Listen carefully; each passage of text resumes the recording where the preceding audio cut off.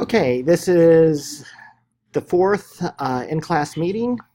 This is the last one, so pretty much you should be done with all of the end of module assignments, all 10 of those. The only things that should be left are the Kaggle competition, which ends tomorrow evening, tomorrow around 6 or so, however Greenwich Mean Time lines up with us, and then the final project. So before I go through, actually I'll go ahead and go through the slides, and then I want to show you some stuff on the final project and the Kaggle competition. So like I said, assignments 1 to 10 are now complete. The Kaggle competition is due tomorrow.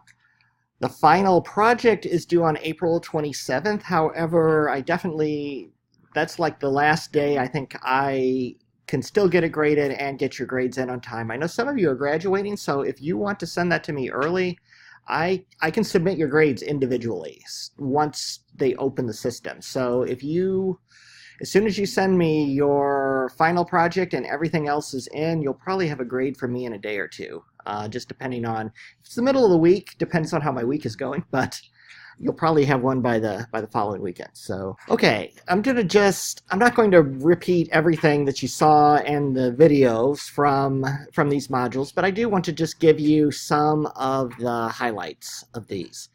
And then we'll talk about the Kaggle and the final project, and that will be it for the in-class meetings. Still some time in the semester, but okay, Module 9, Regularization. So regularization is a common technique to prevent overfitting. It follows sort of along with Occam's razor, which basically states that if you have several competing definitions for the problem, usually the most simple one is correct, so long as it actually works and fits the problem. You couldn't just put the number 42 on your final project, send it to me, and say, well, Occam's razor, that's the simplest. It's not a legitimate solution to it. It doesn't fit the problem. So if you have a bunch of different ways that you can organize the weights of a neural network, then the weight strategy that is the most simple is probably the least overfit, is at least sort of the idea of regularization. So in the videos that you watched, there's really three ways that I gave you that you could go about regularization. One is, or the first two are very classic statistics, L1 and L2, otherwise known as lasso and ridge regression. And then the third one is very modern and very, it was developed by, I think somebody doing research under Geoffrey Hinton. So that's always the coolest research project in the world to get. You just pretty much spend a summer with Geoffrey Hinton, and he tells you one of the ideas that has been floating around his head, and you get to make it great. So that's that. There's a couple of things out there, like the TSNE dimension reduction is another one that's really cool that was done by somebody working with him. But let's look at L1 and L2, and then we'll look at Dropout. Dropout's the new one. L1 and L2 don't necessarily need to be used with neural networks. In fact, for the assignment that I had you do on regularization, I just had you use scikit-learn's built-in ridge and lasso regression for that. And by the way, when some of you submitted your assignments to me, you asked me a question as far as why were you getting a horrible error rate and all the coefficients going to 0? And I think only 2 or 3 of you encountered this problem. I ran your code, and it worked perfectly fine for me, so you got a good grade. I found out why that was, by the way. It's a change that they made in scikit-learn. So they made a change to scikit-learn literally right in the middle of the semester at some point, and I spun up a virtual machine, installed the newest of everything, and I was getting exactly the same real high root mean square error that a couple of you were. So I will definitely update that. So you must have probably installed a newer version of scikit-learn at some point during the semester than I had.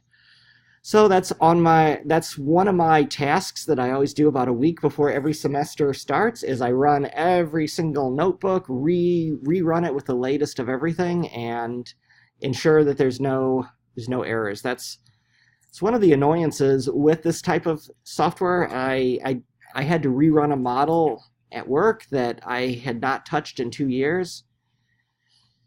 Took about an hour. It worked again. So it's kind of like putting the lawnmower in the garage for winter. It may or may not start up. Now, if you use that's why when we take these things to production, we create a Docker image that has everything locked down as far as this version, that version, and everything. That way all the researchers at these various who are creating TensorFlow and everything else, they can change stuff around to their heart's content. I have my nice Docker image that's running off on my server. Nothing's going to get destroyed on me. L1 and L2 are pretty simple. Essentially, the whole idea of L1, L2, and a lot of the original regularization techniques were all that neural networks are is a bunch of weights. And those weights form a very, very complicated equation, very deep, not really that complicated. It's largely weighted sums and composite functions. But all those weights are essentially coefficients. There's all sorts of techniques called optimization algorithms that optimize the coefficients to decrease the error so that the equation is putting out what you expect it to. The idea is you turn the neural network into a function that returns 0, so you're just taking the output of the neural network minus the expected value, and if it's always the expected value, if the expected value is y minus y is 0, so if you're always getting the expected value, that is going to be 0. So the optimization algorithms attempt to modify the weights and other things to optimize that function, kind of like finding a root. Take the output of the function to 0. All that regularization does is basically add in the weights to the objective. So now you have a multiple objective. You want to decrease the error, but you're also adding on the summation of the weights.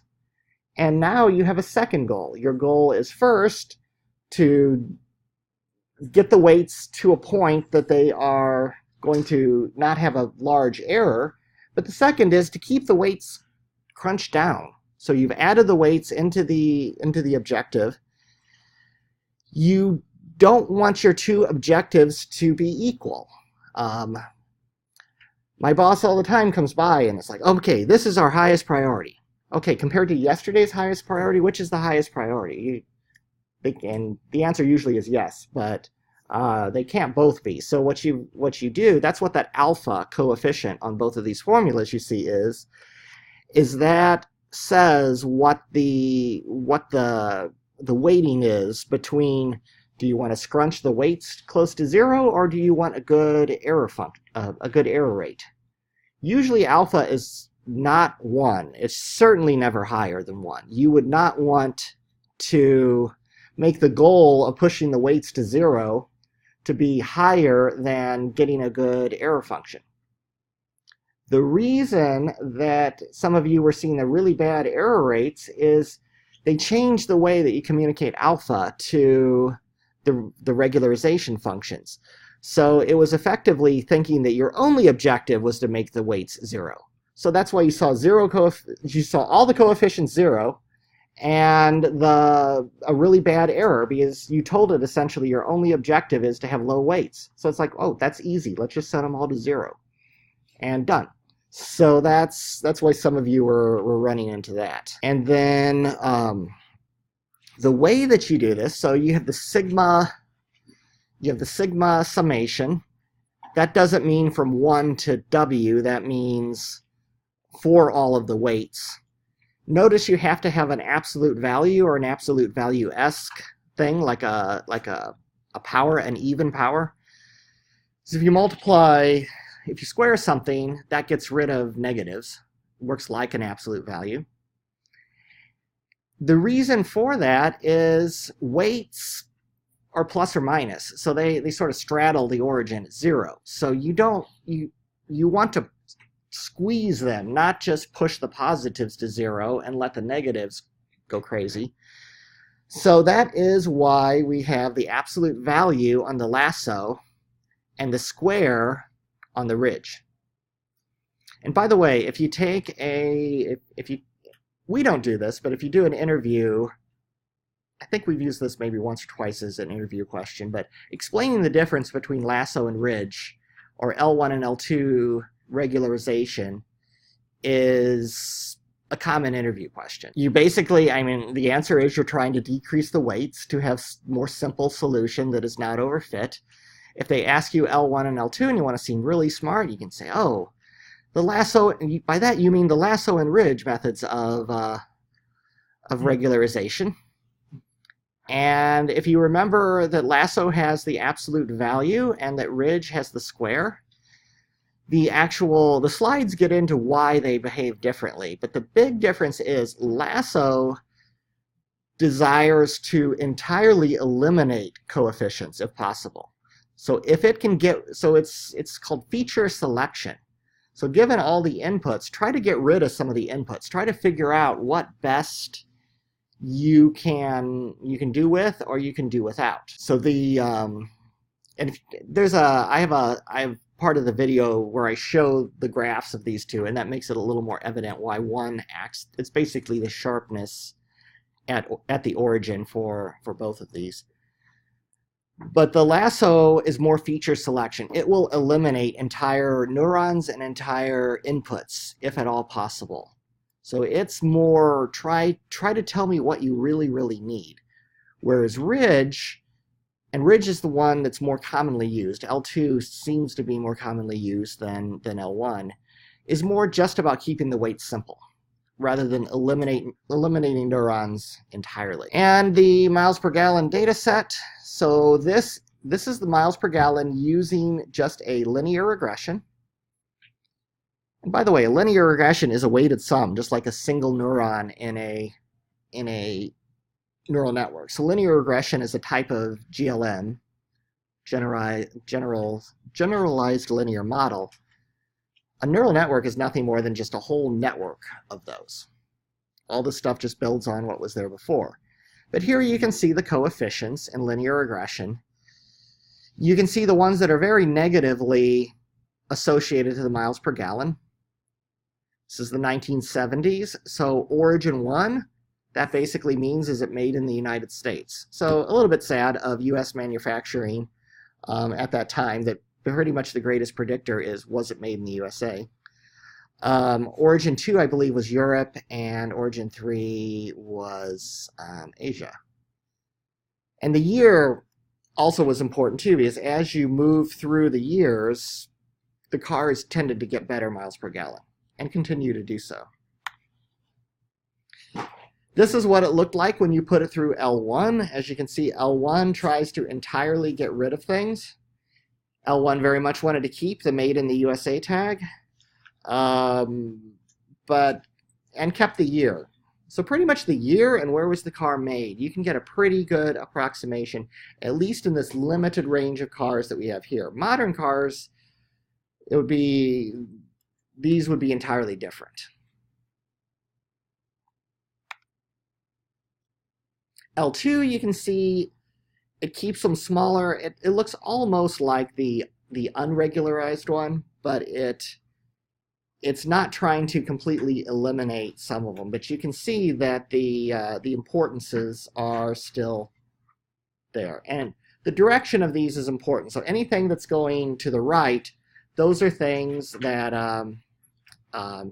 increase the miles per gallon. Things going to the left decrease the miles per gallon.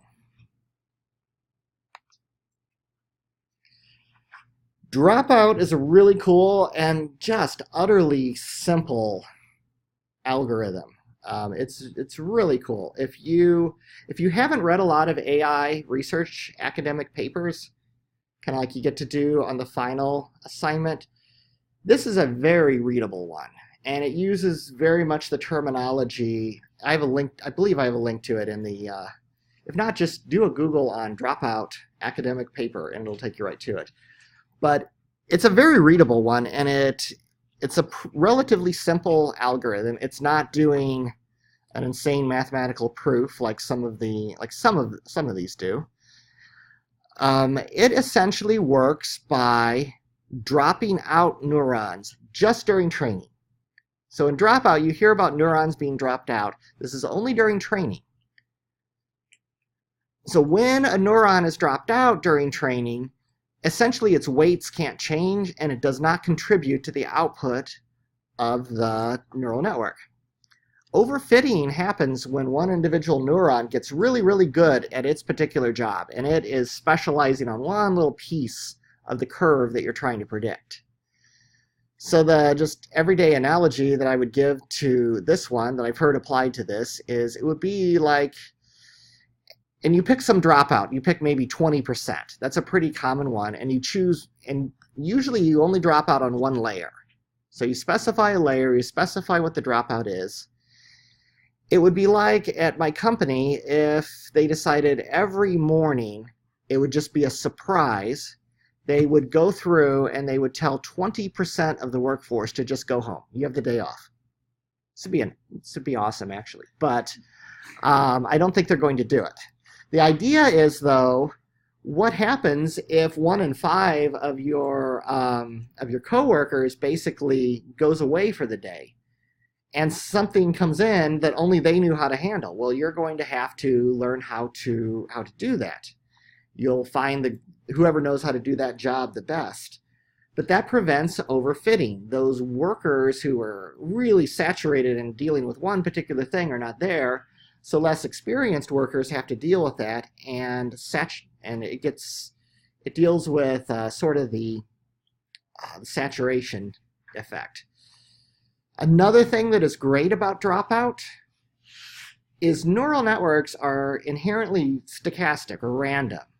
So your weights start out as random. Some of the training algorithms are a little bit random themselves. Some are deterministic. Depends on what you're using. So that's why you will often run a neural network. You'll completely train it maybe 25 times and then average the results all together. This prevents that problem to some degree.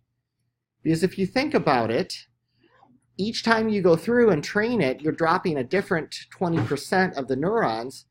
That's like you have an almost infinite number of neural networks that you've trained, and they're all sort of summing back together. So Dropout, regularization aside, makes your neural networks produce more consistent results. And that's a very valuable feature. Otherwise, I find we're throwing lots and lots of training cycles at neural networks, training and retraining, just making sure that we did not get a bad set of weights. LSTM is a pretty neat topic. That is a time series. It stands for long short-term memory. That is a type of neural network that is time series. So you basically get, so if you send an input into it, the order of the inputs becomes very important. Usually in neural networks, you don't want the order of inputs to matter. So if I am writing a life insurance underwriting neural network, like the type of thing I would do in my job, if you have 3 people come in, you would hope that your underwriter assigns them exactly the same rating compared to no matter what order they are. Because you're fair. You would hope that as I grade your final projects, I wouldn't give the ones that I graded first, I don't know, I might be more difficult and wide awake, and the ones at the end, I'm like, oh, I don't even care anymore. Here's your grade. You don't want that. LSTMs are like that. They, depending on the order that they've seen things, that will have an effect on them. So LSTMs are very often used for audio processing and signal processing, natural language processing, things like that. The next class, Module 11, I take you through a type of neural network that basically learns to read from scratch. It's probably the Module 11 one, if you're interested in natural language processing, that's probably the most complicated neural network that I demonstrate in the class session. It takes a while to train, but maybe an hour, I think, when I trained it. Much quicker on a GPU, I think 10 minutes. But the LSTM, The difference of it is inside of the neural network. So that square that you see in the LSTM is essentially the inner workings of the LSTM. LSTM has 3 gates on the inside: forget, recall, and store. You can almost think of LSTM or the gated recurrent unit, which is sort of the newer one. The GRU has fewer gates, but it does largely the same thing. You can think of it as the buttons on a calculator, the little memory buttons. Store is memory plus, recall is MR, remember, and forget is memory clear. So this is how the LSTM, imagine if it's parsing a sentence at the very beginning, it may need to remember something. Like, I don't know, if the first word in the sentence is, it is bad to not look before crossing the street. If you lost the little "it is bad" at the beginning, you would possibly take the rest of the sentence and think, oh, I should not look before I cross the street. So that's what the store is for. It is bad would probably eventually learn to store something, to store a value that the neural network will later recall. And then recall learns when to recall it. And when to do each of those gates, that is controlled by the training. That is backpropagationed along with everything else as the neural network is fit to get the expected outputs. And this just shows you sort of how the LSTMs look at a high level. Y hat is always the output of a neural network. X is the input, and you'll always see T. You'll frequently see T in neural network literature. T just means time. So T by itself just means the current training iteration. T minus 1 is the previous, T plus 1 is the next. And C basically means the context. So the context is what the LSTM is remembering. There was no C in previous neural networks that we saw. It didn't remember anything. If I graded 3 papers in a row, you'll always get the same grade. But C is something that's passed from 1 to 1 to 1. Maybe the first 2 papers I saw a very annoying mistake, but I didn't take off points.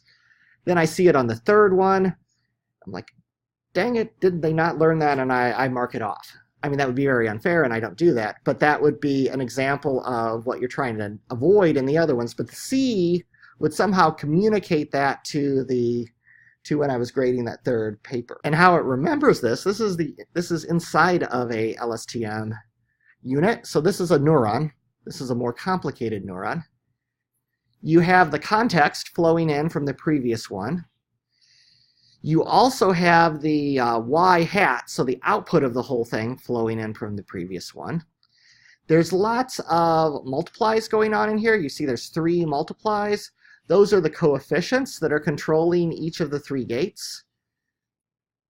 So the gates are here, the forget gate, the input gate, and then the output gate. So that is input is remember, and then output is the is if you're going to recall something.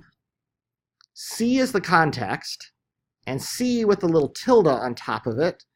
That was fun figuring out how to do in both LaTeX and I think I did this in Diagram. But that's your candidate context. So as you're figuring out, if you want to, like here, if you're trying to figure out should you remember it, this input coefficient multiplied by the context is, if it's 0, meaning don't remember it, it cancels out the context, and the new candidate context does not get added in. If you want to forget the old context, you multiply the forget threshold by the old context coming in, that zeroes it out. These are largely just gates, and added up. Now the reason it goes through a hyperbolic tangent there is because that's essentially the activation function. That's the transfer function. These sigmoids are for the switches. Sigmoid, it's that nice S-shaped thing, so it shunts it off to either 0 or 1. It makes sure that an intermediate value is going to get pushed to to 0 or 1. So that's sort of how the internal workings of this is going. The mathematical formulas for that is actually pretty simple. I've implemented fairly simple LSTMs in code.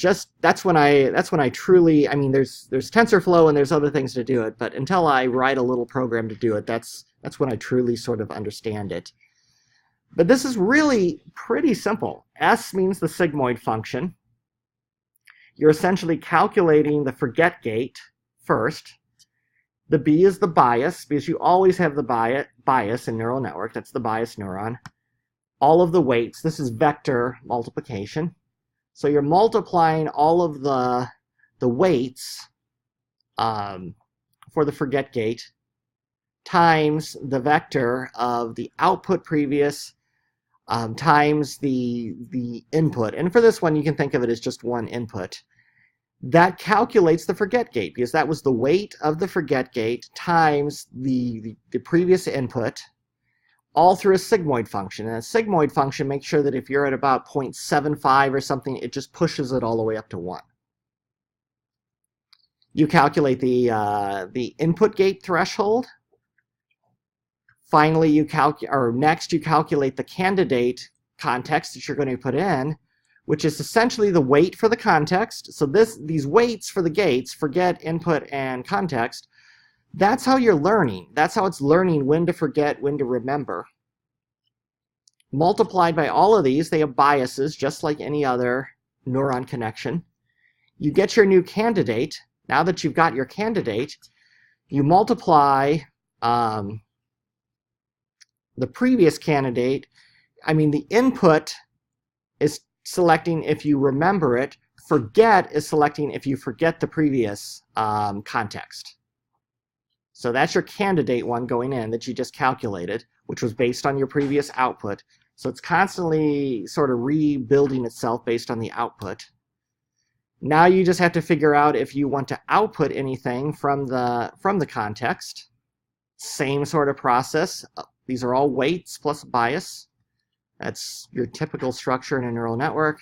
And then finally, your output is essentially the hyperbolic tangent, which in this case is your activation function. This is the activation function, as is that. Of the context for the current one, multiplied by the output. And that's the normal output that we would have had from a normal neural network. So these are just your normal weights for this particular neuron. So anyway, that is essentially how you calculate a LSTM. And I take you through the math too in the video. Module 11 talks about LSTM and natural language processing. This is really a pretty cool program that I did not write, but I found it for TensorFlow, and I made a few changes to it to implement the paper that it's from. The one that I found that was basically written by the author of the paper, it basically taught it how to read sentences and learn to almost chat with you, but it didn't give you any means to chat with it, which I thought was kind of unfortunate, so I added that capability. What this largely does is, and this is a classic data set, you can see it trains for a long time. Not too bad though. Total training time was 6. That was probably on my GPU, but so this is what you're teaching it to do. It knows none of these words. You give it a whole bunch of training data that has stuff like this. It'll say, Daniel went to the hallway, Mary went to the bathroom, Daniel went to the bedroom. And I'll say, where is Sandra? Well, Sandra wasn't mentioned, so it'll essentially say it doesn't know. But you could ask, where is Daniel? And it should say Daniel is in the hallway. And if you run this whole thing and execute it, it will tell you that. And it will tell you kitchen, or it'll also remember from previous ones. You can also change these sentences around. You can say Daniel went to the hallway, and then you can later, like here, I was changing his position. I was naming him twice. So it actually learns completely how to read those based on a lot of training data. And I think this data set comes from Facebook or one of the tech companies, but it's a very classic, it's not that old, but training data that you can use for natural language processing. I also show you Word2Vec. Word2Vec is pretty cool. It changes all of the words into vectors of numbers. Because that's normally, how do you represent a word to something that you can input into a neural network? You create a vector for it. And the classic Word2Vec one that you'll find is basically king and queen. So you can do almost mathematics on it. You can say, if you did king minus man, it would give you monarch. So you can literally do word meaning math using linear algebra. You could also do king minus man plus female, and that would give you queen. So it's kind of almost spooky, scary how you can do mathematics on words and form new ones by basically it understanding this. Now, Word2Vec is a very large neural network. You don't train it yourself. You obtain it from Google. They give you all the weights, and then it can transform all of these words into these vector encodings. And the vector encoding is big. It's like 300 usually. So I got the word hello, and all of these numbers, that's a vector, that's hello. And I think if you do like hello minus goodbye, I can't remember, that might have been greeting or something like that, but all right, so that is natural language processing. Let's see, security. We'll get into security in a moment when I show you the final project. Autoencoders are actually pretty cool. Just to give you a very high-level overview of what those are exactly. Autoencoders let you take things like diagram. Yeah. So an autoencoder, no, that's a norm. Okay, so it's a multi-output neural network. So usually regression, you just have one regression output, so you just have a number. This is a multi-regression. So it's regressing on several numbers at once. That's the really cool thing about neural networks. Other, like support vector machines, they're always only regressing on one number at once. So this can be very useful in projects like robotics. This could be all your sensors, your inputs, and the outputs could be your actuator motors. So it would learn which motor to fire or other things. Neural networks, if you get really complicated, you can combine classification and regression. You can have one that's both. You could have these three might be your classification outputs. Whichever one is the highest is what it classifies. But then you could put an 04 on there too that is the regression output. So you can mix and match very much on the neural network. But autoencoders, you essentially are creating your own, you train the neural network to be your own compression algorithm in a sense. So this is what an autoencoder would look like typically. You have inputs 1 through 5, and you have outputs. So if you see the same number of inputs as outputs, you might be dealing with an autoencoder. By the way, that's a typo. That should be hidden 1 and hidden 2, not hidden 2, hidden 2. That would be kind of dumb. But the point is, this is a bottleneck. So you're sending the same data in as out. So in autoencoders, your X and Y are the same. You're sending the same data input as the output. And you're teaching the neural network to use all those weights to compress that input into just 2 values, the 2 hiddens, so that it can reconstruct it to output it. So I did a bunch of sort of computer images. I showed you basically how to read in an image. Brookings Hall there, before they started the big dig. And I show you that basically if you just average everything, it turns grayscale. So I'm showing you that basically in Python, you can modify an image directly by the pixels. And here I created a very simple autoencoder. Notice that is Brookings Hall, but it's somewhat mutilated. I basically did a 10 autoencoder. So all of the pixels for Brookings Hall had to go through just 10 inputs. So it's saying basically compress Brookings Hall down to just 10 numbers and then rebuild it. and you lose a little detail. Now that's just compressing one image. We'll see that you can do quite a few. So I show you how to standardize images. And we take all kinds of pictures. By the way, I was not energetic enough to take all of these pictures myself. They're from Wikipedia. And you can see them. I provide the original sort of citation for that. Now I create a multi-image encoder. So it is basically turning all of those same same images into just 50 number vectors.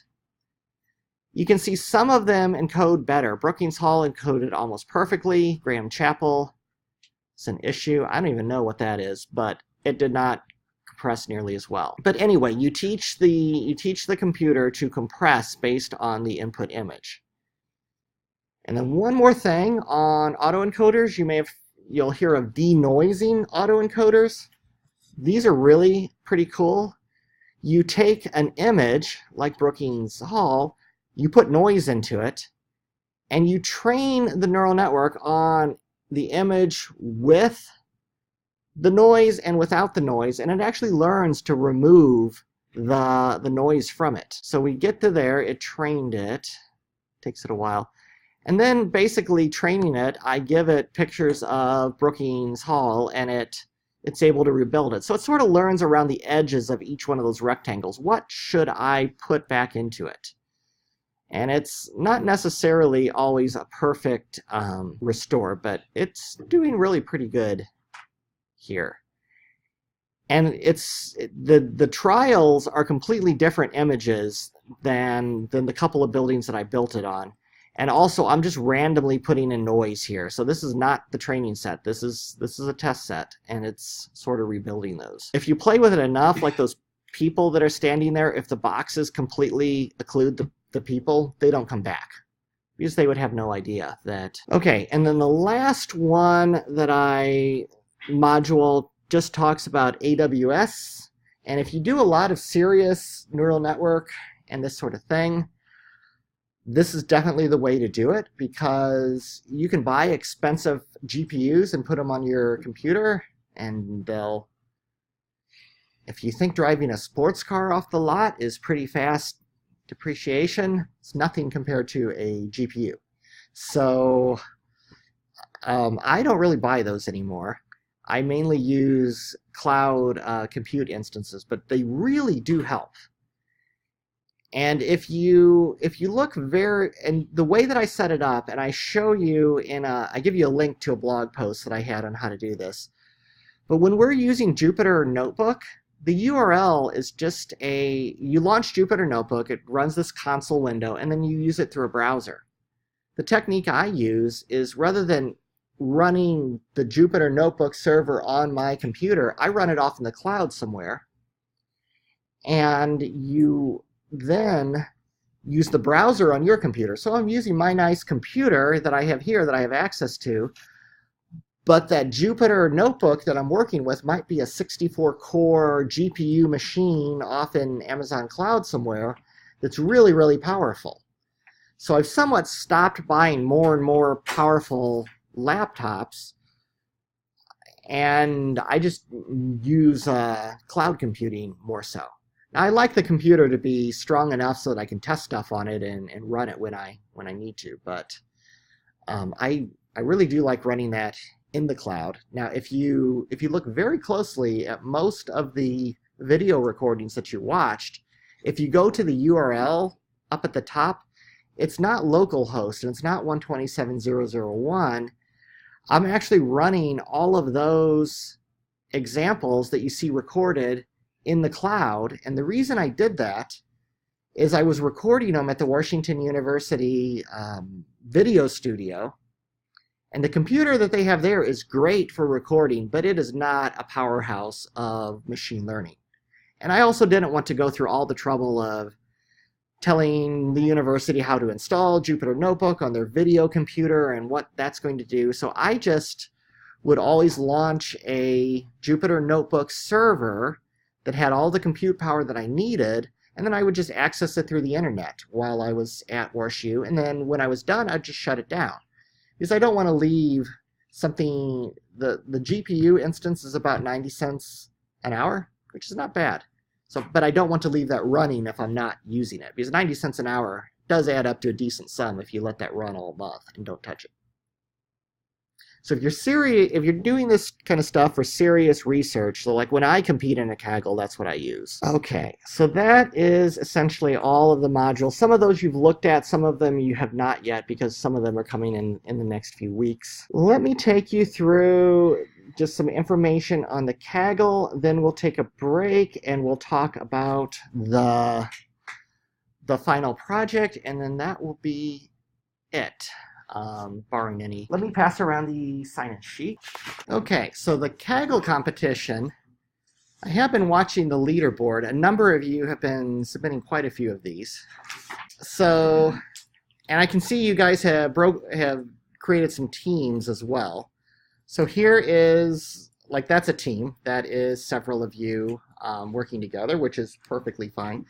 So what you need to submit for this is send me your code, and in the submission where you can put the notes, probably for each team member, I would say create a zip file that has your code in it, and in the note, just tell me which of these teams you are. Are you team Milton Wadhams, or are you team Dan Ban, or team Boom? Just tell me what team you are and your zip file.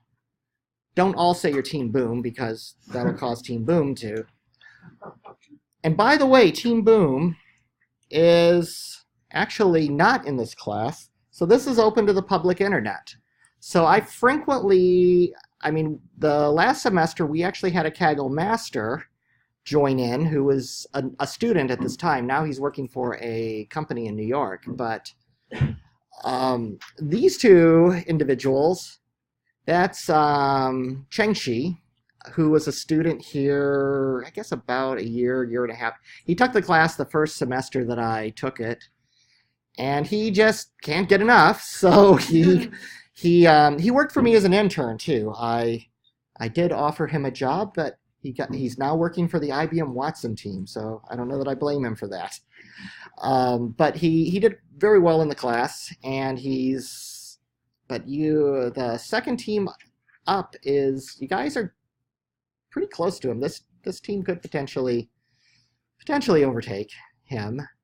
And the other team member is also a former student. So now you guys have activities for your future semesters, even though the semester's over and you're out of this class. If you're just a glutton for punishment, you can watch my webpage and see new stuff posted and compete in future Kaggles. So that's your option. And the number of entries, so that shows you how many entries. This ends tomorrow night. So what'll happen then is, if you're literally, let's see, where is the overview? So you can see it closes in a day. So it closes tomorrow, and it'll literally start to count down and tell you you have 5 hours, then 4 hours, then 3 hours. So some of you might not have submitted anything yet, and that's fine. You'll get full credit, but just submit something before that goes to 0, or you'll lose points. If you don't get it in for some reason, then make sure that you still submit something on Blackboard so that you get points for it. Just not full points if you don't get it into Kaggle. Do we need to do anything for final score on Kaggle? For final score, no. You just Take the best two? Just take the best two. Yeah, that's an option that they give you in Kaggle. You can pick which one you want. Even when I've competed in real Kaggles, of the 3 that I've done, I always let it pick the best 2. The only time you will do that is, there was one Kaggle that I was in that was just a bizarre, easy to overfit sort of Kaggle. So I chose the one that Kaggle thought was the best, and the one that my own cross-validation thought was the best, rather than just the top 2 Kaggle ones. And it still didn't help me. That's probably the worst Kaggle. That's the Mercedes challenge. But the other 2 that I scored in the top 10%, I just let Kaggle pick them, and that was fine.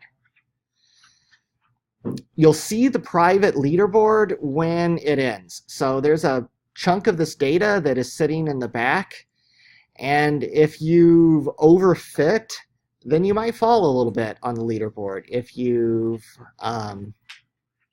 so I mean, some of the Kaggles, there are tremendous upsets on that.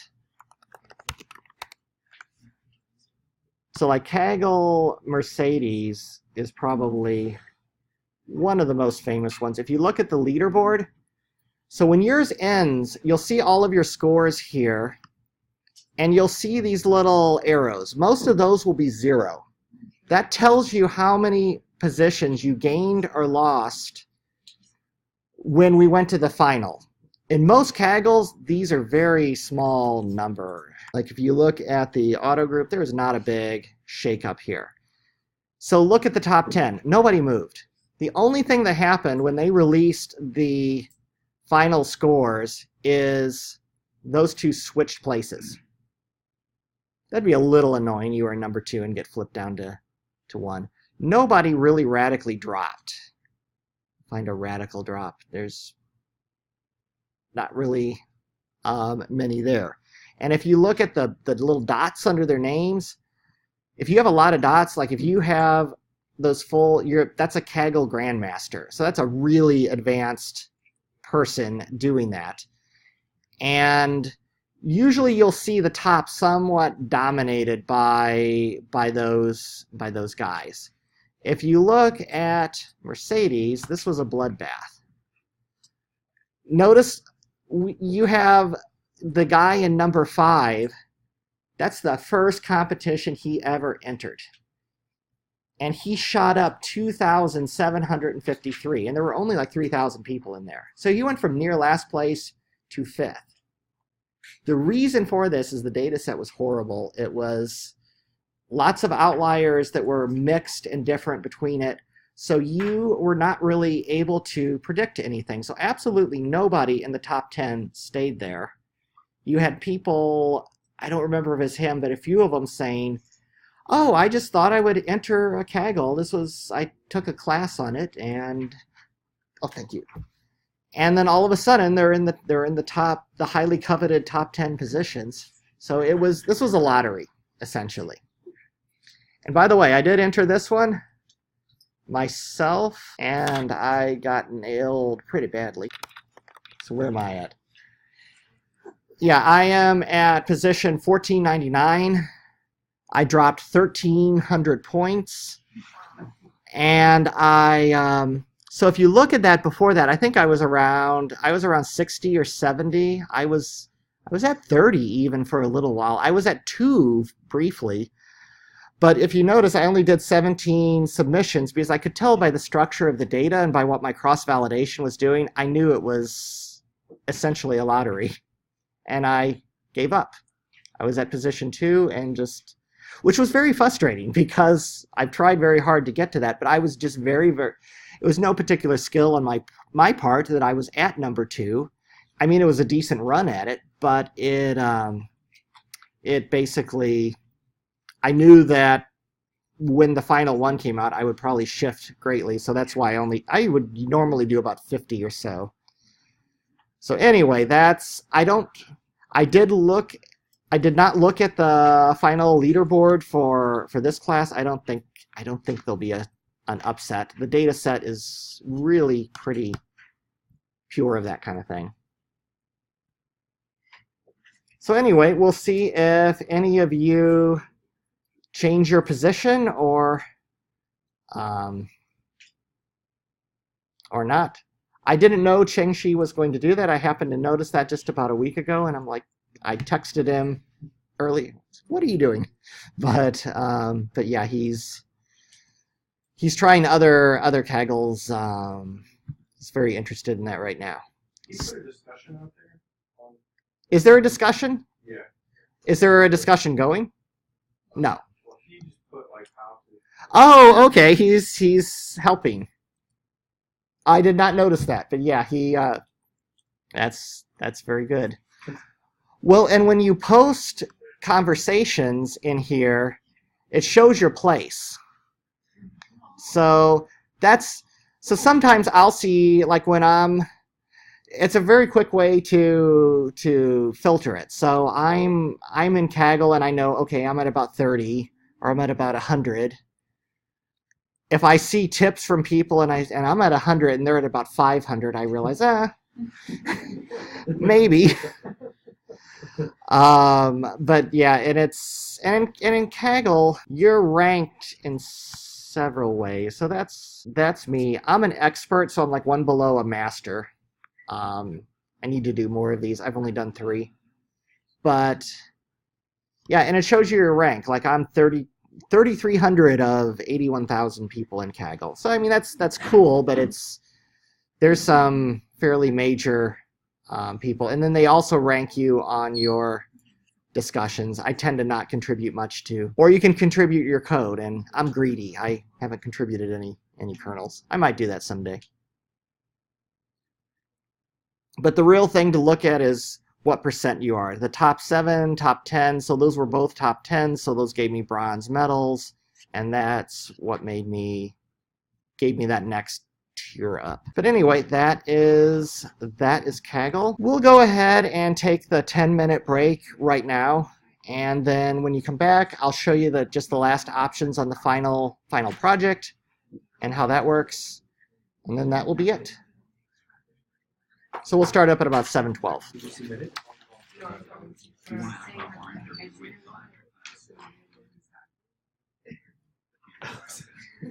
Okay, we will go ahead and continue. So I'll show you one thing that I was talking to somebody about during the class break, because this pretty much goes along with what the final project is.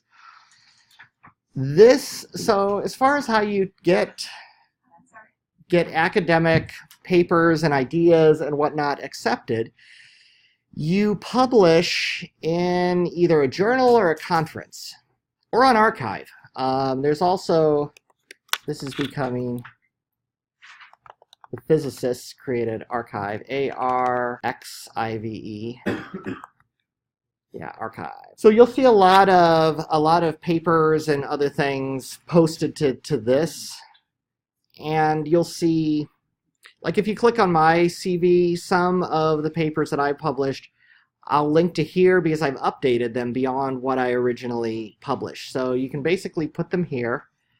If you have a very, very new idea, you can just throw it to archive, and that way if somebody else publishes something but you predate them on archive, you are the inventor.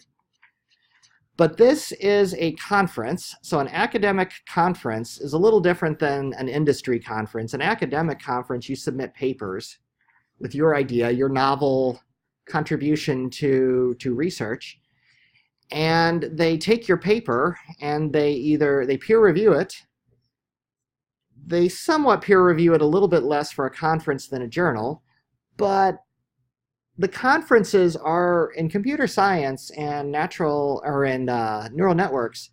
Conferences are very important. So you submit your paper, you write out this, and for a conference it's probably 15 pages, maybe 5 to 10. You submit it, they accept you or they don't. Some of these are fiercely competitive. If they accept you, they accept your paper, and that paper is going to become the artifact that is published in Google Scholar and other things. The paper is really what it's about. That's what future researchers will see. And then almost as a side benefit, you go to the conference and you present a talk on it, and then get grilled with all sorts of questions afterwards. So that's sort of the academic publishing process for this. Probably the premier conference that you always hear about with neural network, and this is an academic conference, is NIPS. So if you publish a paper into this for deep learning, it is more prestigious than any journal you could touch in the area of deep learning anyway. It's kind of the flip of some of the other sciences where the journals are sort of king. But this stuff is changing so fast that you almost need the 1-month review time that a lot of these conferences will have. NIPS, if you did want to go to it, right now it's this year, I don't know, I might attend it just primarily out of curiosity. I've not been to this. I've been to academic conferences, but not that one. But if you do want to go to it, if you get a paper accepted, obviously you're going. But if you, I think last year it sold out for registrations on the first day. So it's, unless you're really, really, really into deep learning, it would be worth just going to the talks and hearing all the new sort of ideas. But anyway, that is one.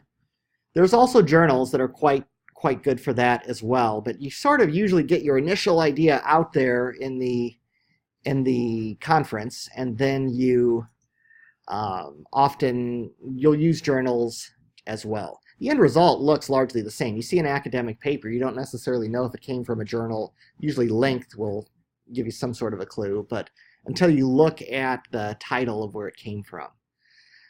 So for the final project, I wanted to give you something related to security, because I know a lot of you are in, a number of you are in the security track that they have for a master's degree. And there's a lot of very interesting topics in the security area for applying deep learning. I mean, I've talked to the Seaver Institute a couple of times. I mean, one class that I've sort of toyed with teaching is purely in security, because I've done work in that before. Just pick the top 5 sort of converging papers, ideas that are brand new coming out. You could do an entire semester class on that. Probably not as technical. That's not as technical and coding it, but just learning all the techniques behind those. So far I've stuck to just this class. So let me show you the paper that, so basically for the final project, you have 2 options. And I have PDF instruction sheets for both. If you've got your own data set and you'd really like to build a neural network to analyze it, then you probably want to do the more independent one. And I give you basically a PDF that explains the guidelines of what I would have you submit for that. I would assume most of you would probably not do that, but if you have your own area of research, you want to apply the neural network to that, then the more independent one might be useful for you. I'll describe the first one first. Let's see, if you go to this one, basically I have, so skip the independent one for now, the security project. What I'm doing is I give you this PDF, and I basically give you a paper. This is actually a journal paper, and it's a very recent one, so I picked something out of 2017. And I picked the paper on several criteria. One is I didn't want to pick just a sort of mathematically punishing paper. Believe me, there's many of those. I picked one that used the same technology we were using. So this is using Keras and TensorFlow. It's related to security. It's using an intrusion detection system. And it's not necessarily a complete cutting edge. It's a good paper. It describes a definite way to apply this to intrusion detection. But I basically ask you these 10 questions on it. And for this, you really just you don't need to write a thesis on every single one of these questions. Probably 2 to 4 sentences is sufficient to answer that. But I ask you some things about what is novel in their approach. There is no right or wrong answers to these. The idea here, like anything like this, is tell me what you believe from reading the paper and support it. And I ask you, do you see any particular flaw in the paper? Because I don't consider their way of proving what they did necessarily perfect.